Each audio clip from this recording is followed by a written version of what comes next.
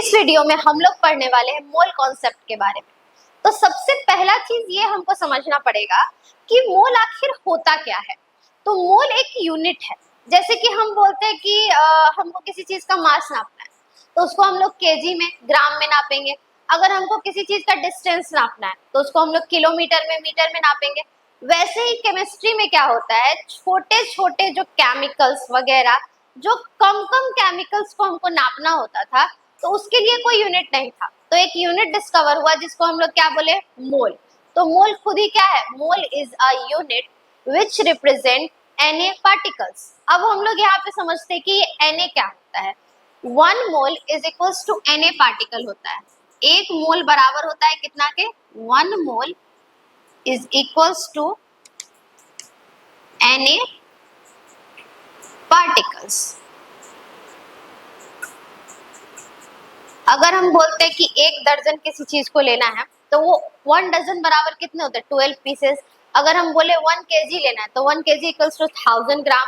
1 kilometre is equals to कितना, 1000 metre. तो इस तरह से क्या होता है, हर चीज का एक इंटर कन्वर्जन होता है।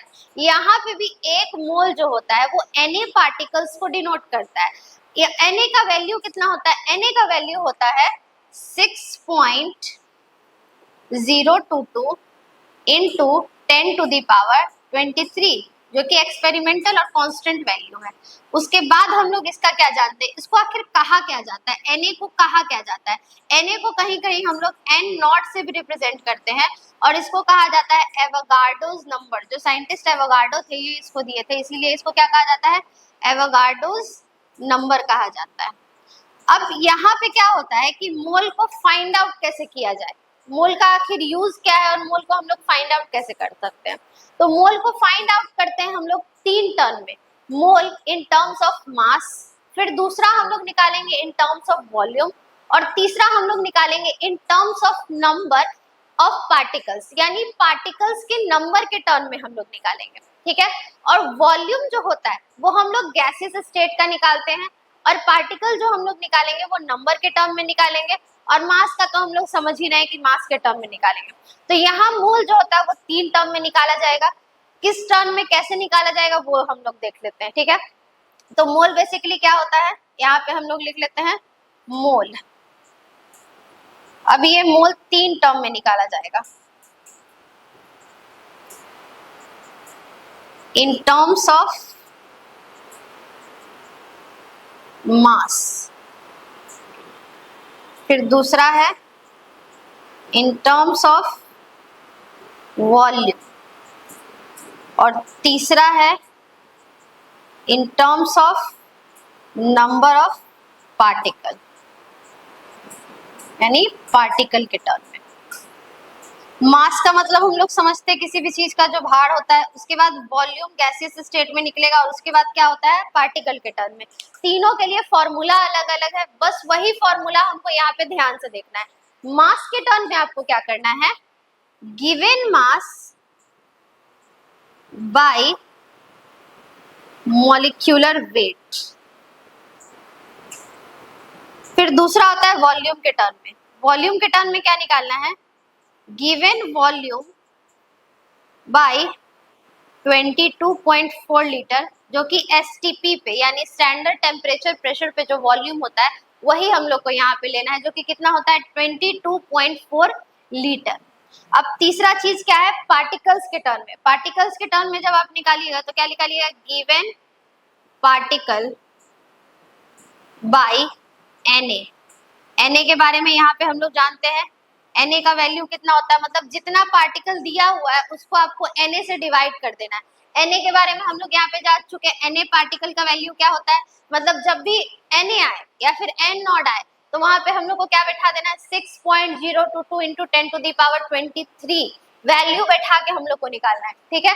तो यहाँ पे तीनों फॉर्मूला जो है वो इम्पोर्टेंट है, किस किस टर्म में, मास के टर्म में, वॉल्यूम के टर्म में और नंबर ऑफ पार्टिकल के टर्म में। तो सिर्फ यही 3 जो फॉर्मूला है वो इस चैप्टर का हीरो होने वाला है। बाकी जो चीज है वो कम इम्पोर्टेंट है जितना कि ज्यादा ये फॉर्मूला इम्पोर्टेंट है तीनों। इसी से रिलेटेड अब हम लोग क्वेश्चन करने वाले हैं। तो ये तीनों जो फॉर्मूला है इसका आप स्क्रीनशॉट ले लीजिए और इसको अच्छे से कहीं लिख लीजिए। अब हम लोग यहाँ पे क्या करने वाले हैं कि तीनों टर्म में क्वेश्चन करने वाले हैं कि कैसे आखिर मोल को निकाला जाता है। तो सबसे पहला क्वेश्चन यहाँ पे हम लोग ले चुके हैं, वो क्या है, find the number of mole in 34 gram of ammonia. Ammonia का फॉर्मूला क्या होता है, NH3। कभी भी आपको क्वेश्चन में अगर कुछ भी दिया है, ग्लूकोज, सुक्रोज, H2O, कुछ भी दिया है, तो उसका फॉर्मूला आपको क्वेश्चन में दे दिया जाता है। इसके लिए आपको फॉर्मूला याद करने की जरूरत नहीं है, ठीक है। अब यहाँ पे क्वेश्चन क्या है कि 34 ग्राम अमोनिया में हमको मोल निकालना है। तो 34 ग्राम से हमको समझ में आ रहा होगा कि तीनों में से कौन सा फॉर्मूला हम लोग चूज करेंगे, तो मास वाला फॉर्मूला, क्योंकि यहाँ ग्राम में दिया हुआ है, यानी कि मास का फॉर्मूला ही यहाँ पे लगेगा इन टर्म्स ऑफ मास। मास के टर्म में हम लोग को मोल निकालना है, तो मास के टर्म में मोल निकाल देते तो उसका फॉर्मूला क्या होता था, mole is equals to given mass by molecular weight. अब यहाँ पे दो चीज का रिक्वायरमेंट है, पहला गिवन मास का और दूसरा मॉलिक्यूलर वेट का। कभी भी जब आप न्यूमेरिकल बनाते हैं तो दो चीज लिख लिया कीजिए, गिवन और रिक्वायरमेंट। आखिर आपको क्या दिया हुआ है क्वेश्चन में और आपको निकालना क्या है। और यहाँ पे दिया क्या है, तो गिवन मास कितना दिया हुआ है, मेरा दिख रहा होगा, given mass is equals to 34 gram. और दूसरा चीज हमको क्या निकालना है, मॉलिक्यूलर वेट। मॉलिक्यूलर वेट किसका निकालेंगे, तो यहाँ पे बात हुआ है अमोनिया का, तो अमोनिया का ही हम लोग यहाँ पे मॉलिक्यूलर वेट निकालेंगे। तो अमोनिया का मॉलिक्यूलर वेट निकालने के लिए क्या करना पड़ेगा, फॉर्मूला देखना पड़ेगा हम लोग को। फॉर्मूला क्या है, NH3 है, NH3। अगर हमको याद हो तो हम लोग एटॉमिक मास पहले याद कर चुके हैं, एटॉमिक मास से ही हम लोग मॉलिक्यूलर वेट को निकाल सकते हैं।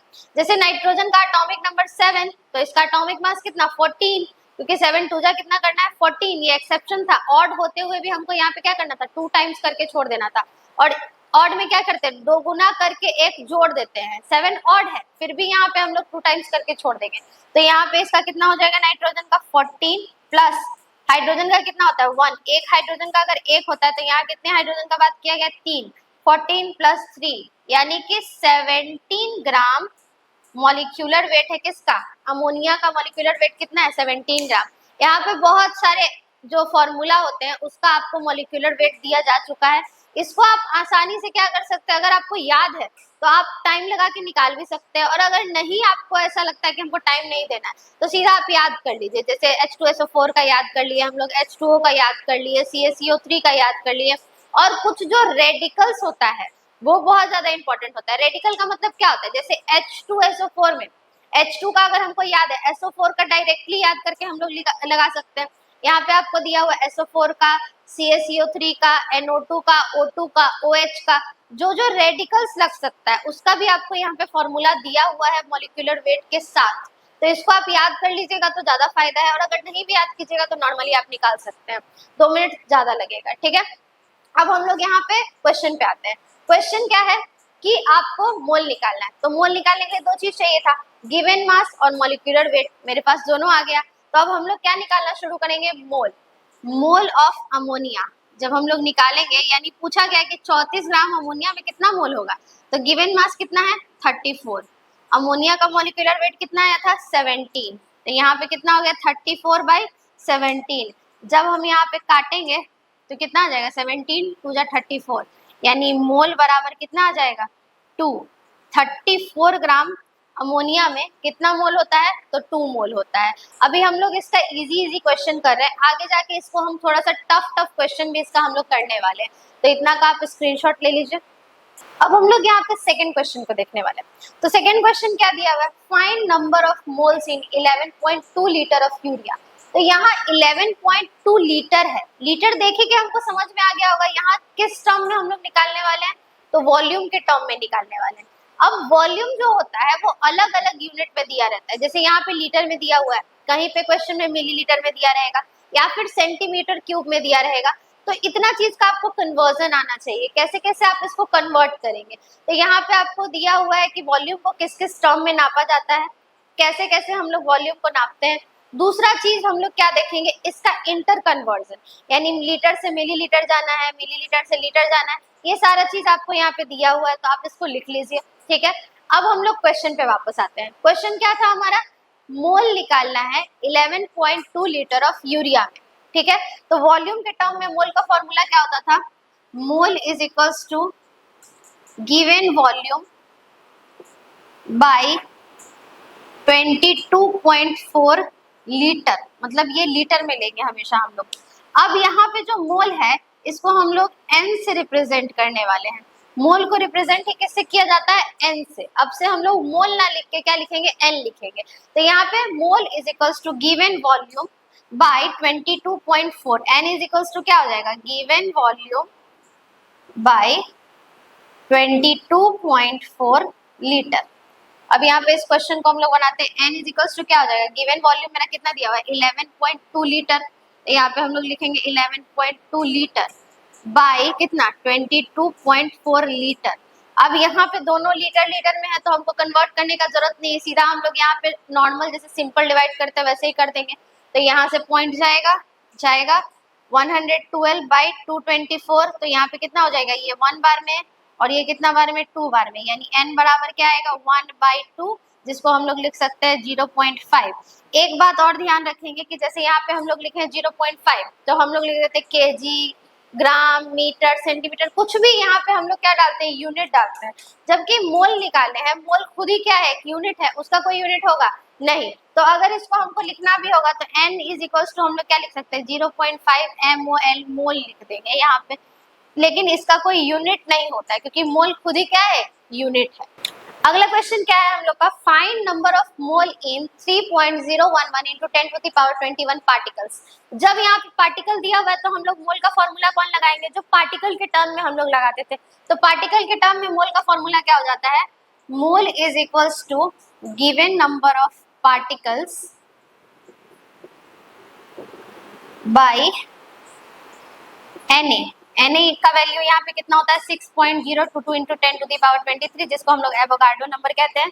अब यहाँ पे गिवन पार्टिकल मेरा कितना दिया हुआ है? 3.011 into 10 to the power 21। तो 3.011 into 10 to the power 21 divided by कितना हो जाएगा? 6.022 into 10 to the power 23, क्योंकि जितना पार्टिकल दिया रहता है उसको हमको एवोगाड्रो नंबर से डिवाइड करना होता है।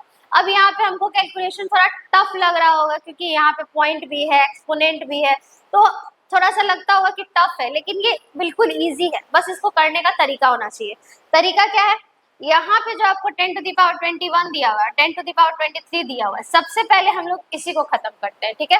तो यहाँ पे क्या होता है? 3.011 into 10 to the power 21 into 10 to the power -23 हो जाएगा, क्योंकि जब भी पावर ऊपर जाता है तो ये किस में कन्वर्ट हो जाता है? माइनस में। इतना बेसिक मैथ हम लोग को आना चाहिए, ठीक है।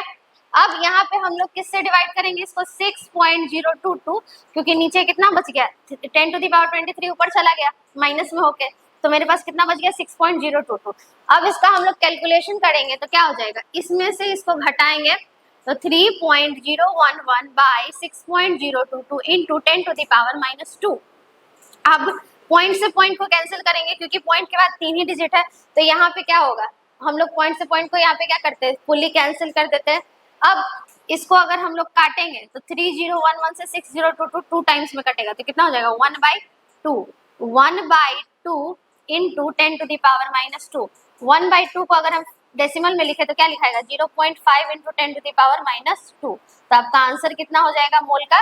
0.5 इंटू 10 to the power -2। अगर थोड़ा सा और क्वेश्चन में किया है तो डेसिमल में लाया तो उसको हम लोग डेसिमल में ले आएंगे। तो यहाँ पे जो तीनों क्वेश्चन हम लोग किए ये सिर्फ कॉन्सेप्ट को बिल्डअप करने के लिए था, मतलब कॉन्सेप्ट को सिर्फ समझने के लिए। अभी मोल खत्म नहीं हुआ है, मोल में और भी आगे जो कॉन्सेप्ट है और कुछ PYQ प्रीवियस ईयर का क्वेश्चन, कुछ टफ क्वेश्चन, वो इस चैप्टर में हम लोग करने वाले हैं।